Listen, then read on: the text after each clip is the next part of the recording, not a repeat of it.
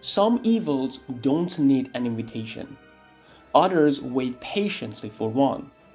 One is unleashed when a single line from a forbidden book is read aloud, and the world itself seems to scream. The other enters quietly through curiosity, faith, and doubt, slowly possessing the soul from the inside out. I'm talking about two of horror's most powerful manifestations of evil: the Necronomicon Ex Mortis from Evil Dead and the demon Pazuzu from The Exorcist. Two very different worlds, two forms of terror that have haunted us for decades. Yet both deal with the same human fear: the loss of control, the collapse of faith, and the question of whether evil is something out there or already inside us. So tonight, we'll confront two forces, one unleashed by forbidden words, the other empowered by deception, fear, and corrupted belief, and discover which darkness is deadlier and which can be defeated. Hey guys, hope you're doing great. Welcome back to the Horror and Beyond show. The Necronomicon. No one knows who created it.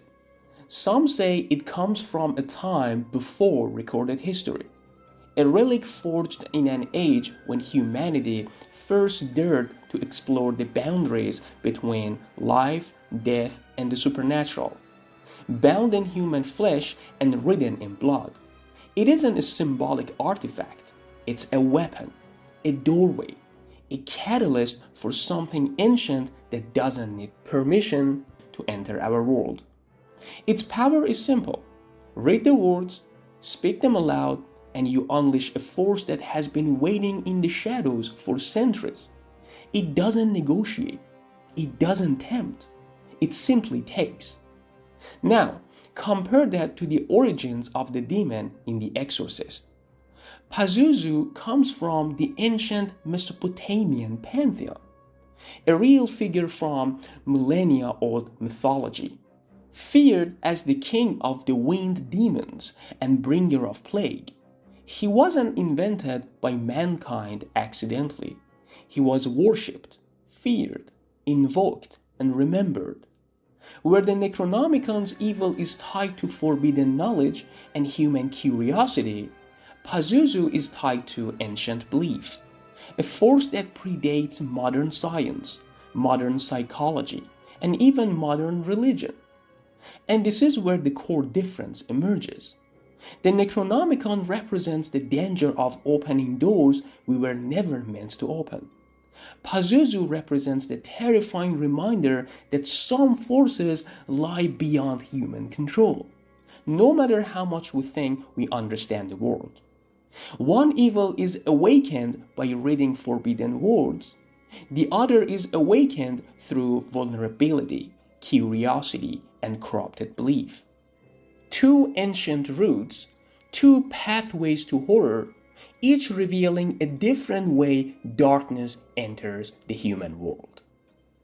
The way these evils begin tells us everything about their nature.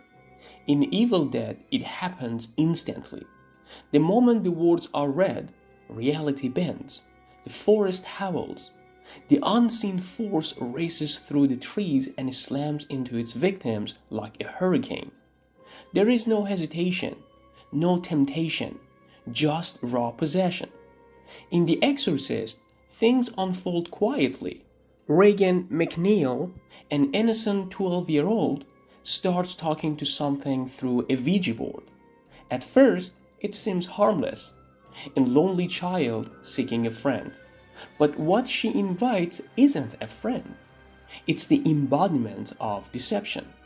That's the key difference. The Necronomicon doesn't need permission. It commands evil into existence. Pazuzu, on the other hand, asks for it. He manipulates curiosity, preys on loneliness, and waits for someone to say yes. Both methods are terrifying in their own way. The Evil Dead's possession is violent and immediate, a force that takes what it wants. The Exorcist is intimate and psychological, a voice whispering in your ear until you surrender willingly. One tears down your door, the other knocks until you open it yourself. When the evil dead takes over, it doesn't hide. The body twists, the eyes turn white. The voice becomes a grotesque echo of the soul it devoured. Possession here isn't a gradual corruption, it's a complete takeover. The victims don't plead or beg, they mock, taunt, and mutilate. And yet, somehow, one man keeps fighting. Ash Williams. He isn't a priest, and he isn't a trained warrior. At first, he's just an ordinary guy trapped in the wrong cabin at the wrong time. But through the chaos, the pain, the madness, he becomes something the evil never anticipated. A survivor who refuses to surrender, no matter what the Deadites take from him. He fights not with faith or doctrine, but with raw human will. Even when he's forced to cut off his own hand, he does it not because he's chosen by destiny, but because he refuses to let the darkness win. Ash's resistance is the definition of human defiance. He doesn't fight because he believes he'll survive. He fights because surrender simply isn't an option he's willing to entertain. In The Exorcist, the world looks entirely different. Regan isn't aware she's being possessed. She becomes the battlefield. The real struggle happens between the priests and the demon. It's a battle fought with words rather than weapons. Latin prayers, holy water, and the crucifix, each one a reminder that faith can burn even the darkest evil. Father Merrin enters with calm conviction, a man who has seen the face of evil before. Father Karras, torn between science and belief, must rediscover his faith to save her. Their struggle isn't physical, it's spiritual. It's the collapse and rebuilding of belief under pressure no human should ever face. In the end, both men pay a terrible price. Merrin dies mid-exorcism. Karras sacrifices himself to pull the demon away from Regan. His final act both tragic and heroic. Ash and Karras couldn't be more different. Yet they share one crucial trait. Both refuse to let evil win. One fights with steel, the other with faith. But both reveal the same truth, that resistance, in any form, is the most powerful weapon a human being can wield. In Evil Dead, survival doesn't come from prayer, it comes from action. There are no priests, no blessings, no holy symbols that offer protection. The force unleashed by the Necronomicon isn't interested in religion or faith. It doesn't react to crosses or sacred objects, and it doesn't respect spiritual boundaries. Once the words are spoken, the evil spreads without hesitation. Because of that, the only way to fight back in this world is through brutality, knowledge, and sheer human grit. You can't exorcise a deadite. You can only destroy the body, burn it, bury it, or recite counter passages from the book itself. The tools of survival are physical and desperate. Fire, weapons, sunlight, and sometimes your own sacrifice. Ash doesn't wait for divine intervention.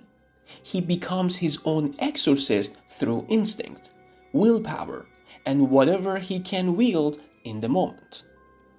Meanwhile, in The Exorcist, the weapon is faith itself. Holy water scorches the possessed flesh. Prayers echo through the room like a shield.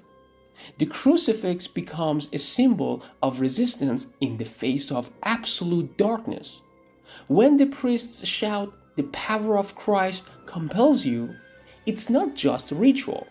It's an act of courage, spoken by men who know the demon could break them. Ash wields a chainsaw. Father Merrin wields a rosary. Both stand alone against impossible evil. One relying on belief in himself, the other on belief in God.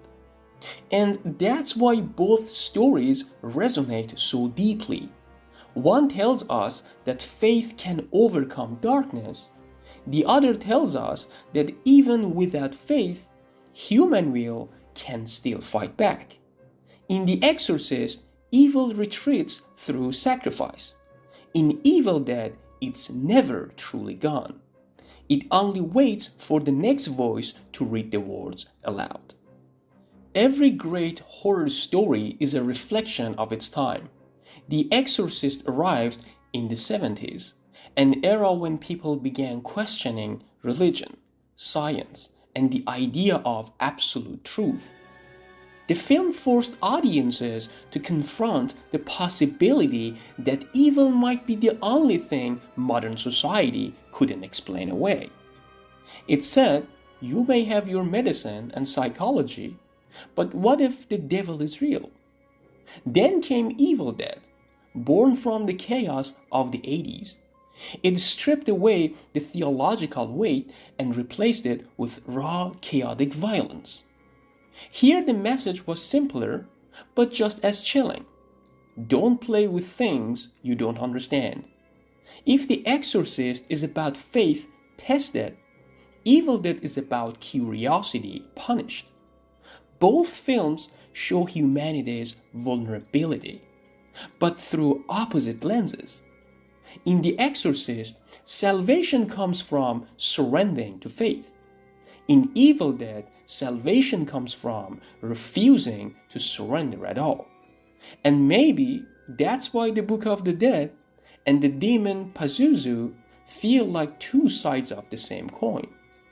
One devours the body, the other consumes the soul. But both feed on what makes us human: fear, doubt, and desire. I've always believed that between faith and fear, between science and superstition, there is something deeper that defines who wins against evil: the will to resist. Faith is powerful, weapons are useful, but at the core of every victory, whether it's Ash covered in blood or Father Karras facing death, lies the same thing: the refusal to give up. Human emotion, love, grief, rage, hope, they are the foundation of any kind of faith, religious or not. You can hold a cross, swing a chainsaw, or whisper a prayer, but none of it matters unless you have the courage to stand your ground when everything tells you to run. That's what makes Ash Williams a hero, and what made Father Karras a martyr. Different paths, same fire inside. Evil can possess the body or the mind, but as long as the human spirit refuses to break, it never truly wins. Two worlds, two evils. One born from forbidden words, the other from ancient belief. Both unstoppable in their own way. The Necronomicon reminds us that some knowledge should never be touched. The Exorcist reminds us that innocence and faith can be twisted when darkness finds a way in. Ash Williams fought back with blood and steel. Father Merrin fought back with prayer and conviction. Different weapons, different beliefs, but the same unbreakable human spirit.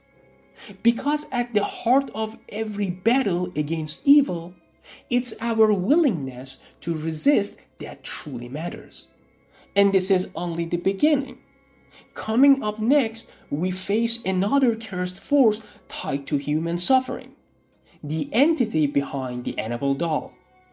How does it compare to the Book of the Dead? How does its evil spread? And can it ever be stopped?